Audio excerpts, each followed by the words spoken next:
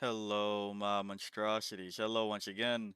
Today I bring to you, undoubtedly, the worst Necrons detachment in the Codex at the time of recording, right?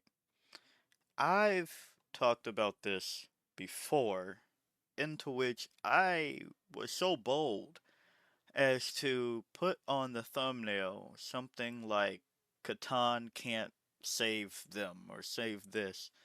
Something along those lines. And before we delve any further, I still feel that's probably true, but it might be better than I expected. And I don't mean that in the sense of playable better. I mean that we went from hot pile of garbage to lukewarm pile of garbage, okay? I just want all of us to be on the same page. I am not telling you that Annihilation Legion is viable at this point in time. What I am going to say, though, is that I think after reviewing other detachments, there might be more here than I've ever given it credit for. And I don't think I'm going to start giving it too much credit, but yeah, it's not good. Yeah, that's the sentence. It's not good. So, Annihilation Legion. Each time a destroyer cult or flayed one's unit from your army declares a charge, you can re-roll the charge roll. If one or more targets of the charge are below half strength, add one to the charge roll. Now, this is important, but not at the same time, okay? This is important so you understand that you aren't going to actually try to dedicate this detachment to shooting with your locust units, right? So like just 3 data sheets out of this, just don't worry about it, okay? Now, you can bring maybe 1 unit of them if you're, maybe two if you want to get wacky, okay? But it's not for the most part not worth it from what I estimate so far, okay? The enhancements that are okay though, internal madness, I said internal, eternal, excuse me. Eternal Madness. In the fight phase, each time a model in the bear's unit is destroyed, if that model has not fought this phase, roll 1d6. On a 4 up, you get to fight on death. Now, 25 points, a little bit more than people would like. After the points update, we don't really, ironically, for the Locust Lord, right? We don't, or Locust Destroyer, excuse me. We don't have too many cheap things to round out our list to get straight to 2000, right?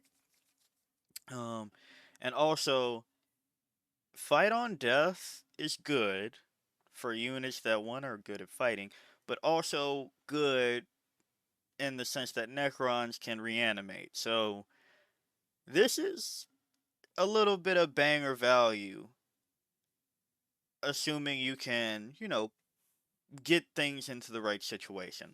So that's Eternal Madness. One that's okay for its points, Ingrained Superiority, 10 points. Each time a model in the bearer's unit makes an attack on a critical wound, improve the AP by 1. Fine.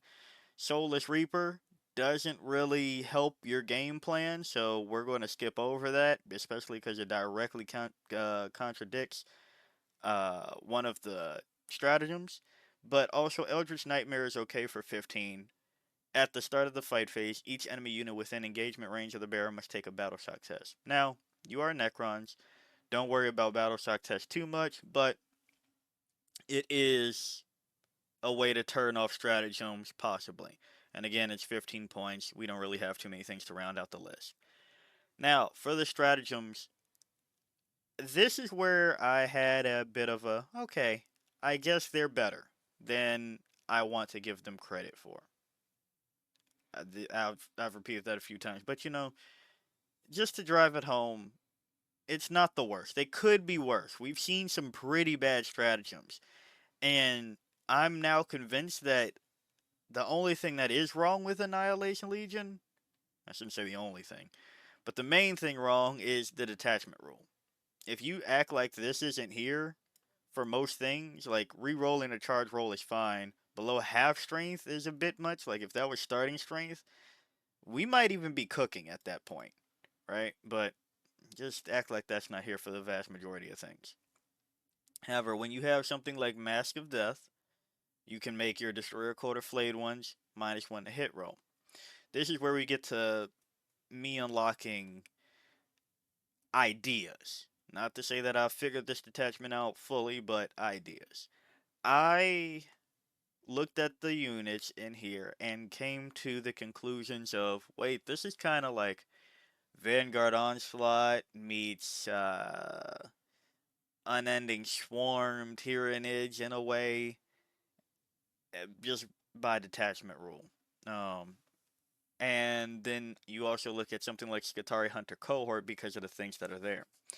-1 to hit roll. If your entire army is, finding a way to make them -1 to hit, pretty darn good job. Now, it's a bit overkill on the flayed ones that have stealth, but in the fight phase, that comes in handy. Don't want to run into an army that, like Mortarion or the Silent King, where you can ignore modifiers, things like that. Don't really want to run into that. But there's never an army that you want to run into with that. So it's all the same. Pitiless Hunters, don't worry about it. The other thing that impressed me, Insanity's Ire. One Destroyer Code of Flayed Ones unit that had one or more models destroyed by the attacking the enemy's attacking unit during the shooting phase. You can make a normal move, but must end that move as close as possible to that enemy unit. Normal move. That doesn't have a D6. It doesn't say 6. It's normal move. So your 8-inch moving Scorpex can make their full movement there to get into combat. And they have the ability to reroll charge, possibly +1 to charge. So it does help them get up the board, which I would love if this was a Blood Surge detachment. Or if this was a Skitarii Hunter detachment where Destroyer Code is -1 to hit. But for flavor, right, it just would make more sense if the Destroyer Cult was blood surging. If you're going to act like we don't have Locust anyway, right? And even the Hexmark Destroyer has pistols. So getting into combat there isn't the worst thing. That would be nice. So I guess I see why they made it a stratagem, because they kind of wanted to act like Locust existed for a split second. And it was like, well, we can't make it the surge, right? So I understand why it's here, but this is actually one of the best blood surges I think we have in the game. And I don't even mean like, of course, not Necrons, but like in the game period. Up there with World Eaters, maybe? I have to remember their rules off the top of my head, but everybody else usually has a movement restriction on it. Um, then we also look at the Spore of Frailty. Shooting or fight phase, Destroyer Code of Flayed Ones. Get used to seeing that. Until the end of the phase, each time a model in your unit makes an attack that targets a unit below starting strength, add 1 to the hit roll. Fine. If the target is below half strength, add 1 to the wound roll as well. Now, most of us do dislike anything that requires my opponent to be the one below anything, right? Like, that is usually annoying. It's even more annoying when it's asking our units to do that and be, well, still around to capitalize on it. But this one had some idea there, especially when we're talking about +1 to wound roll. Yeah, you're already out the door. And again, this should have been the detachment rule. If we're talking about anything that should have been the detachment rule, it's that, right? Like, I think we can agree this one, like, blood lust, destroyer cult, kill things, kill. I don't know. I don't know what they were doing there. So hey, then you go to murderous reanimation, also a decent one. We will be ignoring blood-fueled cruelty as well, because that directly counteracts with Soulless Reaper, and both of them suck. Um, Murderous Reanimation. Fight phase. One, destroy a quota of Flay ones that just destroyed an enemy unit, or cause that enemy unit that was not below half strength to become below half strength. Your unit's reanimation protocols activate. I'll get this out the way now.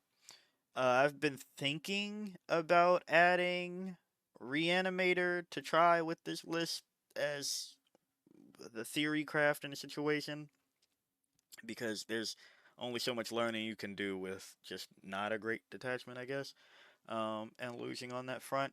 But they have clarified that anything that activates reanimation protocols means that things that have a rule that buffs reanimation protocols can be used. And I think we all knew that, but, just to double down for anybody that didn't. Also, the other problem with adding the reanimator is that if you have other things scooting up the board pretty quickly, relatively quickly, I should say, they don't have the option to keep that 3-inch aura around what you want it to for this to happen. So that's just if you find a way to make it happen, feel free to let me know, but that's what we're working with. Now, let's get into, I think, the most important unit in this detachment. And it's the flayed ones. Yeah, think I think they really made sure that you want flayed ones, right? Um, not in the destroyer cult technically. Flare virus and destroyer cult are different, but it is odd how they've gone about this. Now, to that point, why are the flayed ones probably the best thing?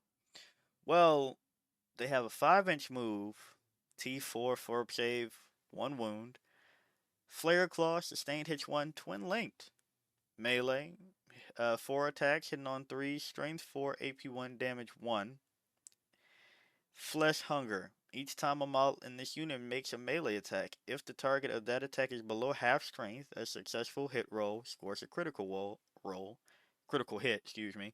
So, sustained hits 1, twin linked, successful hits, and if you really want, if it's at that point in the game, +1 to wound roll while being +1 to hit, right? Like, it's hitting on, now you have 40 attacks, hitting on 2s, possibly +1 to wound, sustained hits 1, twin linked.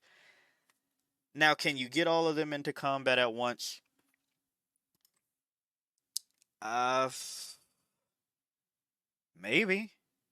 Pitiless Hunters. I know I said we're writing it off, but same restriction, fight phase. Until the end of phase, each time a model in your unit makes a pile in or consolidation move. Pile in or consolidation, not just consolidate 6, pile in 2, 6 inches. You might be able to get 10 flayed ones into combat with the unit for this situation. And the other thing about this is that, well, they infiltrate with stealth. 10 models infiltrating with stealth is egregious. Like, that is move block that even if you don't want to spend the CP on trying to whittle down whatever they've stopped up, it is more annoying than people want to deal with. For reference, thinking about when I was finally getting to there, and I was just like, well, it's Vanguard Onslaught, right? It's just, there. A lot of gargoyles is annoying.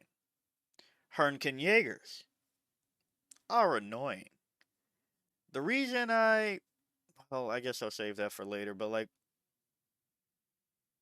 we'll move. Von Ryan's Leapers are annoying. If you can get a lot of bodies infiltrated up, that's annoying and hard to punch through for a lot of armies. And then you add stealth so that they're -1 to hit. And if you really just want to keep the flayed one's jail going, -1 to hit when they get into the fight phase, yeah, That's annoying as fuck. We're talking a maximum of 30 models for 360 points. And because you're playing Necrons, reanimation protocols for what they don't kill.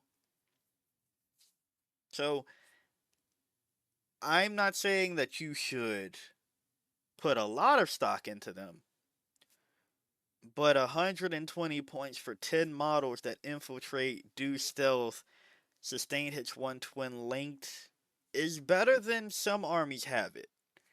So I can now appreciate the flayed ones, and maybe flayed ones jail needs to happen in other detachments a little bit more than now. But we're doing perfectly fine with Awakened Dynasty. Hypercrypt Legion is seeing a downturn with the change to secret missions. And Canoptic Court is still definitely better than Annihilation Legion. Obeisance Phalanx has nothing to support flayed ones, but or actually I take that back. It has crits on fives, but who needs crits on fives if every successful hit roll is a critical, right? But yeah, flayed ones, 30 flayed ones in somebody's face. Think about it. Then we go to Imatech the Stormlord. Why Imatech? Two reasons actually. First, I've talked about a lot of CP expenditure. So I would like a way to get that CP because we're not bringing overlords for the most part in this, right? So, and if we do, they can't benefit any of these things because they can't attach to destroyer cult or flayed ones. Um, so we're bringing Imatech for CP, but a other reason that we're bringing Imatech is Lord of the Storm. Once per battle, at the end of your command phase, this model can use this ability. If it does, roll 1d6 for each enemy unit within a foot of this model. On a 2 through 5, the enemy unit takes d3 mortal wounds. On a 6, that enemy unit suffers d3 plus 3 mortal wounds. Once per battle, wound everybody around. And if they're wounded, doesn't matter how, they are now below their starting strength, and some of them may get their below half strength. So now you can turn on a decent portion of your shit, right? Either, well, if you need just to put it on the balance, murderous reanimation, get that procced easier. Spore of frailty, procced easier. And your damn detachment rule, procced easier. Now, to that extent, I thought about attaching Plasmancers to get the same idea kind of going, but as I just accidentally clicked, I think, and also Gauntlet of Fire, 12 inches, Torrent. You just need to chip wounds to get other shit in. The other thing, I feel like I probably want to double down more on the -1 to hit my shit. So that's why the Chronomancer is kind of the thing. Also, you get mobility, right? In your shooting phase after this model's unit has shot. If it is not within engagement range of any enemy units, that unit can make a normal move up to 5 inches as if it were your movement phase. If it does, until the end of the turn, that unit is not eligible to declare a charge. So you have the Chronomancer. Excuse me if you can hear my cord hitting everything. Sorry about that. Um, to kind of take Imatech out of the situation that you might have put him in to get that proc off. And that's not, beginning of the game idea. You want to have Imatech to keep giving you CP, but if it's looking hectic, you have this. I guess with this, we should probably look at the Plasmancer, into which you can Doombolt to get those wounds going, so that's your other option. Um, Crits on fives, we're not really caring about the Immortals or the Necron Warriors here, but it's nice to have, especially when we don't have a way to get them reroll hits. And I should also note, I did think about the Silent King for a bit, and I I don't know. I don't think the points invested were worth it here. You'd probably wonder why I thought it was ever, but I guess I'll explain that too. That way you can decide for yourself, right? Reroll hits and wounds, that's good, but like most of the destroyer cult has either or, so that's repetitive. We're already rerolling charges, but the +1 to strength sounded nice. And ignoring mods always sounds nice, especially if it's destroyer code. I got 2 bricks of locust destroyers next to me. Ignore mods, fire down. Sounds good. That I'll leave that one up to you on if you find that to be value on that case. Also has indirect fire weapon. I guess we'll go to that because the Tesseract Vault was also in consideration, so that you can again chip wounds. So, bam, bam. Maybe you bring the Tesseract Vault for that? Hey, I can't stop you, but they both have indirect fire to get wounds somehow, some way. Then we go over to Katans. Remember when I was like, man, Katans can't even save these? I think I was wrong. Okay, again, maybe not save. Maybe that's a bit much. But Catan Shard of Deceiver is the tankiest Catan, and once again, we're talking about a unit that has stealth. It also has a 5-up feel no pain and halves the damage. It also has Grand Illusion. If your army includes this model, after both players have deployed their army, select up to 3 Necrons units from your army and redeploy them. When doing so, you can set those units up in strategic reserves if you wish, regardless of how many units are already in strategic reserves. This goes to these guys, okay? If you, just to be an asshole in deployment, infiltrate 30 flayed ones as far up in your opponent's face as possible to keep it like 9, like just legally, so that get they can't deploy any more aggressive than they would like. Once deployment's done, pick them up and put them behind a wall or something. That way they aren't just immediately getting shot, and now you still have 30 flayed ones that people have to get through as you get up the board. That, yeah, I think this might be the time to consider the Deceiver more than anybody else. I know I've talked about Awakened Dynasty and like regenning and the stealth there and yada yada yada. And I think we found the Deceiver's detachment. But we also have the Nightbringer to do a similar thing to Ematek. Of course, at the end of the fight phase, and again, we're talking fight phase, roll 1d6 for each enemy unit within 6 inches of this model. On a 4-up, that enemy unit suffers d3 mortal wounds. It's a Catan, you know the stats of Catan by now. They do have 6-inch move, but you have 30 flayed ones. So you can probably get them up the board without the need of Hypercrypt Legion because you have 30 flayed ones, right?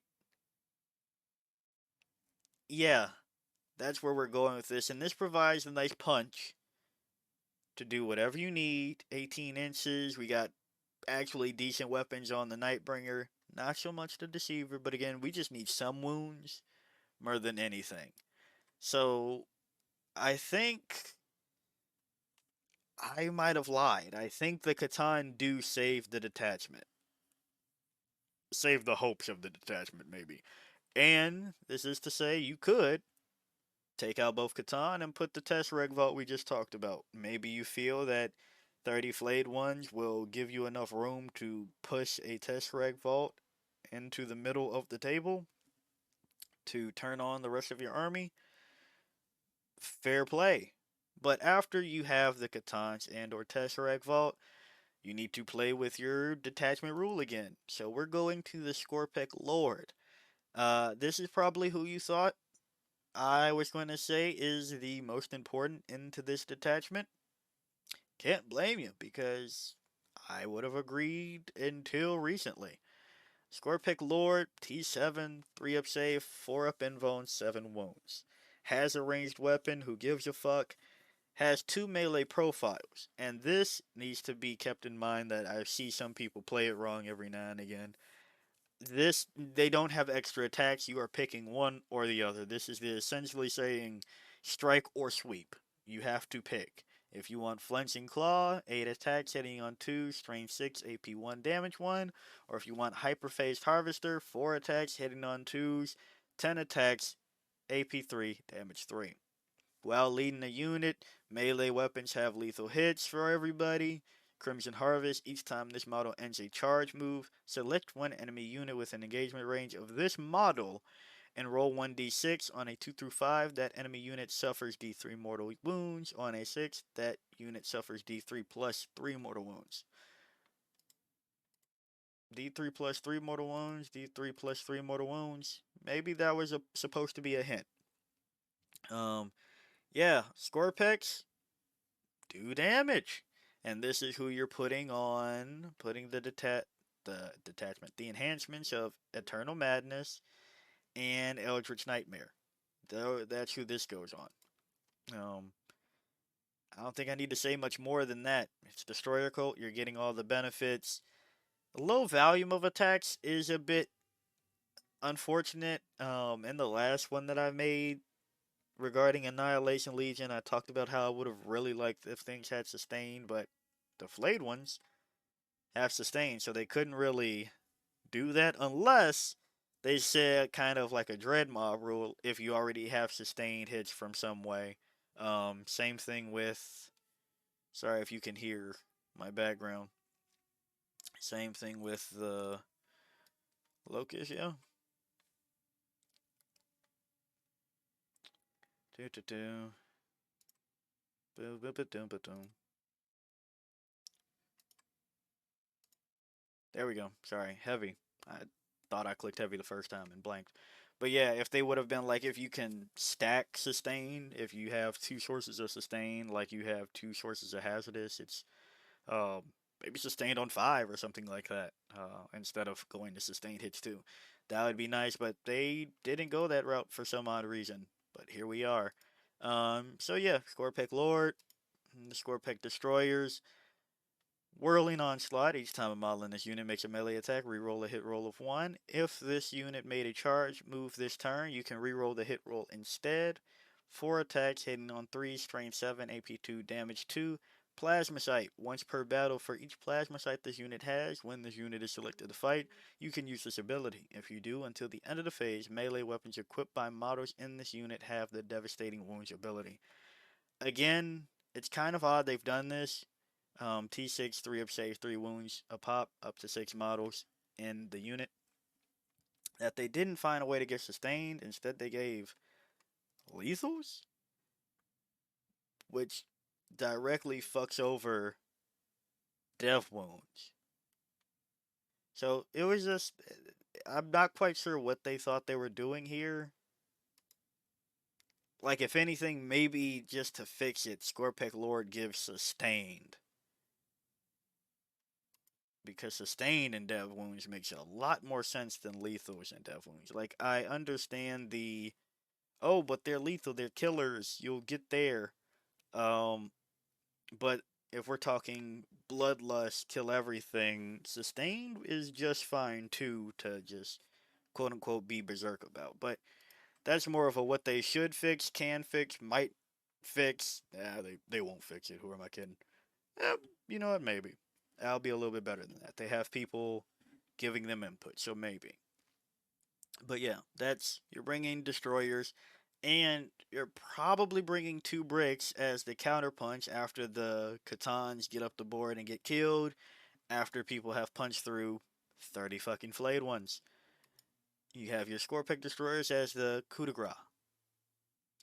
Then I think we should talk about the Hexmark destroyer. If I'm being honest, you're probably putting 1 or 2 of these, and probably, okay, maybe not probably, maybe over the Locust, any of them.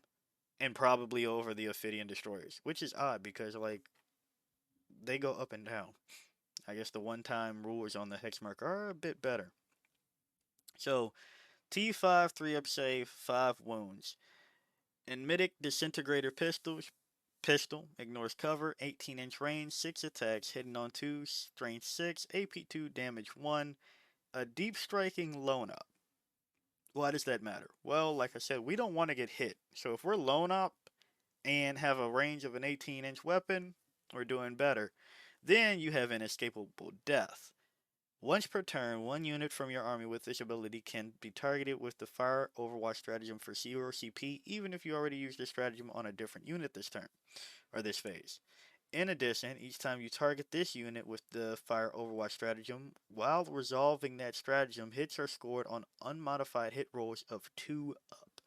So again, you're just trying to take wounds off of people. So if you put hex marks, oh, I don't know, behind the Flayed One brick, Flayed One jail, and you just take wounds off of people, and then you get to turn on your abilities for all of the Destroyer Cult. Yeah, I think that's probably what they were looking at here. Not to say that they were cooking much, but there's a cook, at least one cook in the kitchen. Maybe not several on this one, but at least one.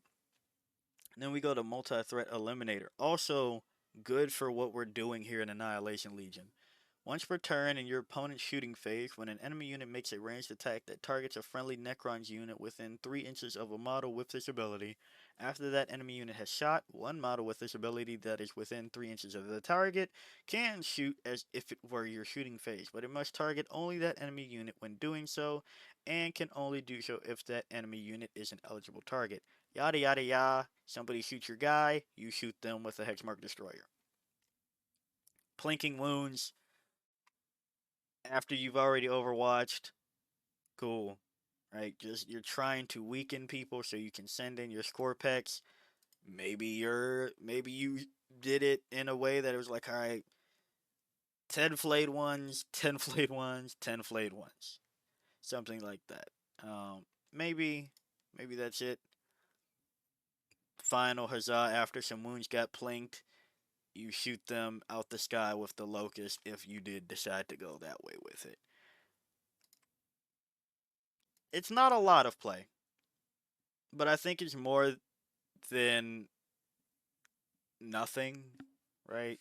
Uh, we are very easy to write off detachments and entire codexes.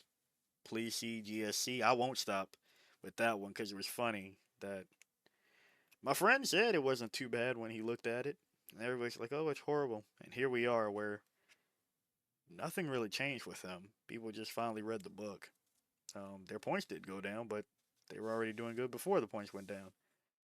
And the deep strike, everybody says they can't make those rolls. But I say all that to say that maybe just look at things that we already know are not better than the rest of the things, and sometimes that we've already called terrible, right? But I think it's worth actually trying to see what was supposed to be the idea here, or in these types of detachments and armies and yada yada yada, before just saying that I can't use my models ever. And to that effect, I should say Scorpex are better in Hypercrypt, Awakened Dynasty, and even Obeisance Phalanx than they are, okay, maybe not Obeisance, in Annihilation Legion. And Obeisance has 5-up crits, so, 5-up crits, lethals. It's pretty nice, but yeah. It it's interesting. You have the best blood surge. You have 120 point infiltrating bricks. You have -1 to hit. You have +1 to hit and +1 to wound and regenning. Like on paper, this is pretty good. It's just that the units that are attached to, maybe not so much. Hopefully, we see some points decreases for them. I think that's another thing holding it back.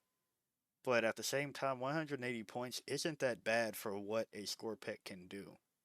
So yeah, if you like the video, like it. Got a comment for me, comment. And until next time, peace out, my monstrosities.